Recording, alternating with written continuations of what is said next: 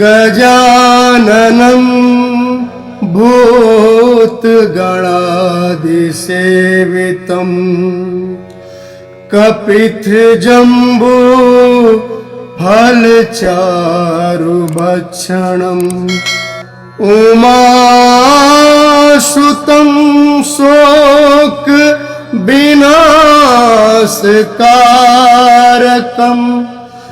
नमामि विघ्नेश्वर पाद पंकजम।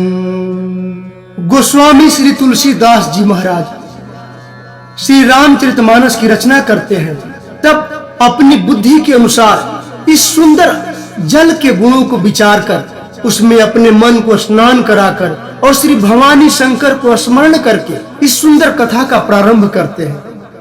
मति अनुहारी सुबारी गुण गण गनि मन अनवाई सुमिरि भवानी शंकर ही कह कवि कथा सुहाई।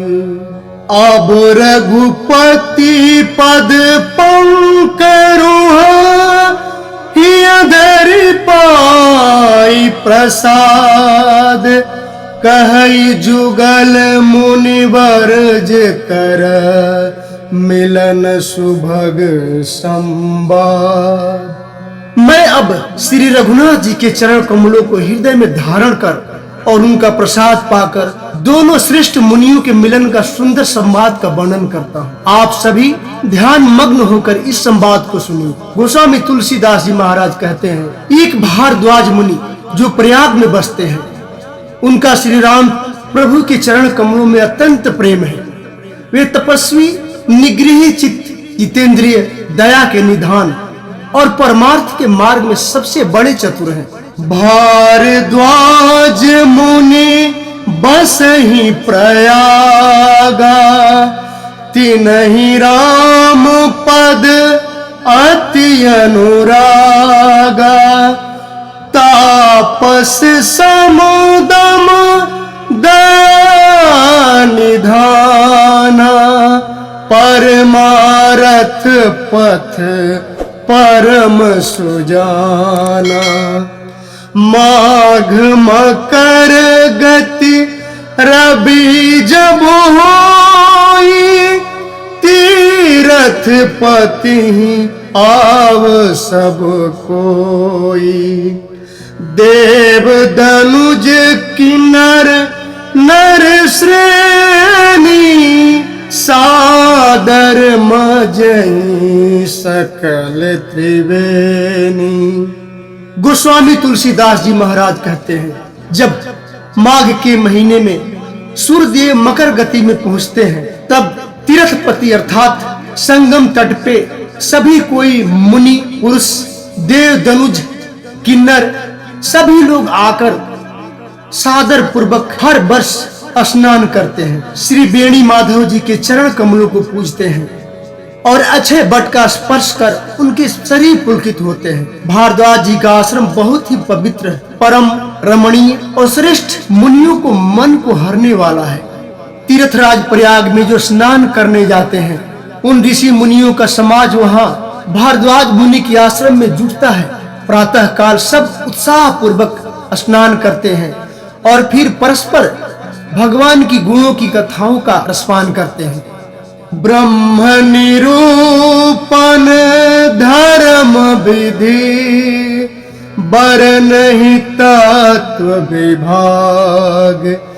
कहीं भगति भगवंत के संयुत ज्ञान विराग। ब्रह्म का निरूपण, धर्म का विधान और तत्वों के विभाग का वर्णन करते हैं तथा ज्ञान वैराग से मुक्त भगवान के भक्ति का कथन करते रहते हैं। इसी प्रकार माघ के महीने भर स्नान करते हैं और फिर सब अपने अपने आश्रम को चले जाते हैं। हर साल वहाँ इसी तरह बड़ा आनंद होता रहता है। मकर में स्नान करके मुनिगण चले जाते हैं। एक बार पूरे मकर भर स्नान करके जब सब मुनीश्वर अपने अपने आश्रम को लौट गए, तब परम ज्ञानी याज्ञवल्क्य मुनि को चरण पकड़कर भारद्वाज जी ने रख लिया। उनका आदर पूर्वक पूजन किया, उनके चरण कमल धोए और बड़े ही पवित्र आसन पर उन्हें बैठाया। पूजा करके मुनि याज्ञवल्क्य जी के सुयश का वर्णन किया और फिर अत्यंत पवित्र और कोमल वाणी से बोले, नाथ एक संशय बड़े मोरे, करगत वेद तत्व सब तोरे, कहत सुमोहि लागत भैला जा, जो न काऊ बड़ होई अकाजा। हे नाथ, मेरे मन में एक बड़ा संदेह है। वेदों का तत्व सब आपकी मुट्ठी में है, अर्थात आप ही वेद का तत्व जानने वाले होने के कारण मेरे सभी संदेहों का निवारण कर सकते हैं। पर उस संदेह को कहते मुझे भय और लाज भी आती है, और यदि नहीं कहता हूँ तो बड़ी हानि होती है, क्योंकि मैं अज्ञानी ही बना रहूंगा। हे प्रभु, संत लोग ऐसी नीति कहते हैं और वेद पुराण तथा मुनिजन भी यही बतलाते हैं कि गुरु के साथ छिपाव करने से हृदय निर्मल कभी नहीं हो पाता और मनुष्य को ज्ञान भी नहीं होता है। यही सोचकर मैं अपने अज्ञान को प्रकट करता हूँ। हे नाथ, सेवक पर कृपा करके इस अज्ञान का नाश कीजिए। संतों, पुराणों और उपनिषदों ने राम नाम के असीम प्रभाव का वर्णन किया है।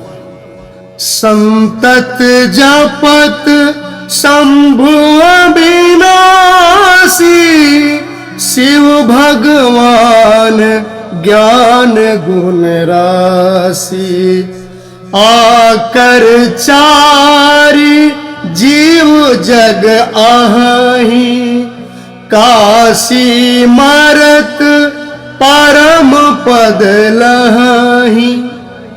कल्याण स्वरूप ज्ञान और गुणों की राशि अविनाशी भगवान शंभु निरंतर राम नाम का स्मरण करते रहते हैं।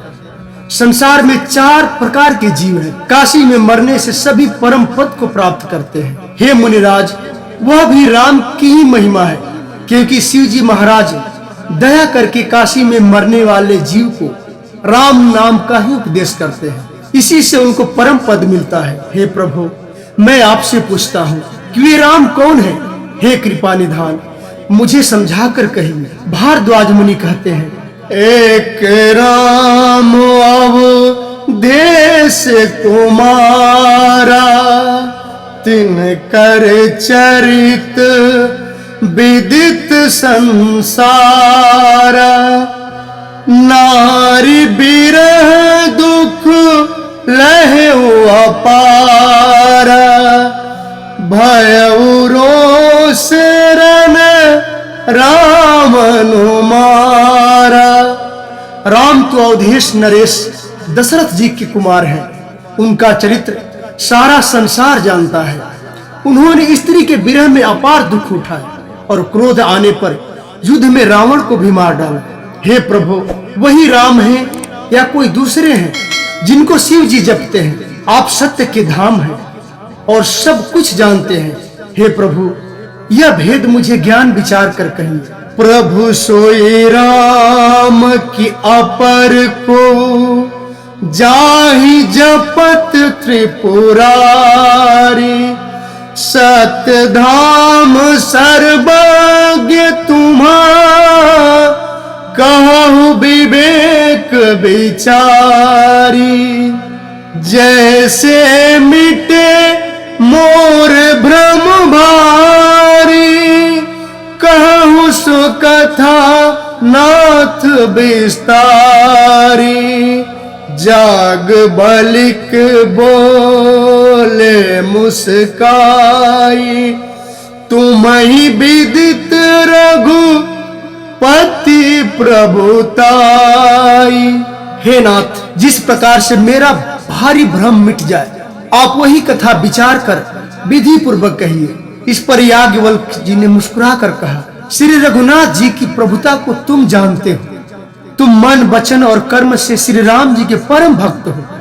तुम्हारी चतुराई को मैं जान गया हूँ। तुम प्रभु श्री राम के रहस्यमय गुणों को सुनना चाहते हो, इसी से तुमने ऐसा प्रश्न किया है। मानो बहुत ही बड़े मूढ़ हो। हे तात, अब मैं उस परम प्रभु श्री राम को कथा को कहता हूँ, तुम आदर पूर्वक और मन लगाकर सुनो। हे मुनि, बड़ा भारी अज्ञान विशाल महिषासुर है और श्री राम जी की कथा उसे नष्ट करने वाला भयंकर काली जी है। राम कथा शशि किरण समाना, संत चकोर करहि जे पाना। ऐसे संशय कीन भवानी, महादेव तब कहा बखानी। प्रभु श्री राम की कथा चंद्रमा की किरणों के समान है, जिसे संत रूपी चकोर सदा रसपान करते रहते हैं। ऐसा ही संदेह पार्वती जी ने भी किया था। तब महादेव जी ने विस्तार से उसका उत्तर दिया था। अब मैं अपनी बुद्धि के अनुसार वही उमा और शिव जी का संवाद कहता हूँ। वह जिस समय और जिस हेतु से हुआ उसे हे मुनि तुम सुनो, तुम्हारा सारा विषाद मिट जाएगा। एक बार त्रेता युग में शिव जी अगस्त ऋषि के पास गए।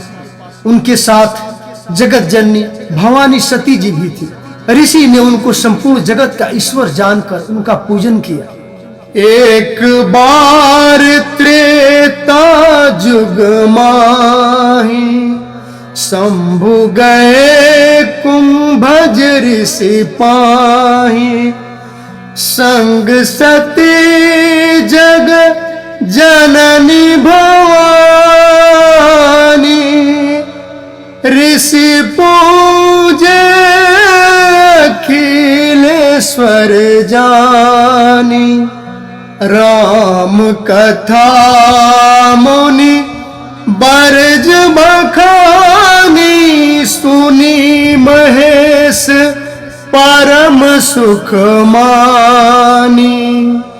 ऋषि पूछी हरि भगति सुहाई, कही शंभु अधिकारी पाई। मुनिवर अगस्त जी ने राम कथा को विस्तार से भगवान भोलेनाथ को सुनाया, जिनको महेश्वर ने परम सुख मानकर सुना। फिर ऋषि ने शिव जी से सुंदर हरि भक्ति पूछी और शिव जी ने उनको हरि का अधिकारी पाकर रहस्य सहित भक्ति का निरूपण किया। श्री रघुनाथ जी के गुणों की कथाएं कहते सुनते कुछ दिनों तक शिव जी वहां रहे। फिर मुनि से विदा मांगकर शिव जी दक्ष कुमारी सती के साथ अपने कैलाश को लौटने लगे। तेहि अवसर भंजन मही भारा, हरि रघुवंश लीन अवतारा। पिता बचन तजि राजो दासी, दंडक बन बिचरत अविनाशी। उन्हीं दिनों पृथ्वी का भार उतारने के लिए श्री हरि ने रघुवंश में अवतार लिया था। वे अविनाशी भगवान उस समय पिता के वचनों को मानकर राज का त्याग करके तपस्वी व दंडक वन में विचरण कर रहे थे। भगवान भोलेनाथ